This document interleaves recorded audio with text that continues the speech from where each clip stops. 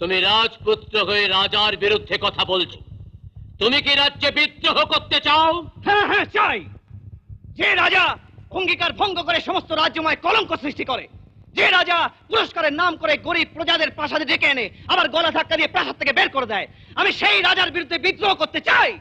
চুপ করো! রাজার বিরুদ্ধে বিদ্রোহ করার শাস্তি কি তা তুমি ভালো করেই জানো। রাজকুমার, তোমার সাহসের সীমা ছাড়িয়ে গেছে। সামান্য একটা বেদের মেয়েকে বিয়ে করে তুমি রাজপ্রাসাদে প্রবেশ করতেও কুণ্ঠাবোধ করনি।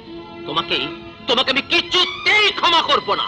ক্ষমা আমি চাইতে আসিনি মহারাজ, আমি এসেছি আপনাকে জানাতে যে আপনি আপনার নিজের সম্মানকে বড় মনে করে একটি মেয়েকে তার ন্যায্য পাওনা থেকে বঞ্চিত করেছেন।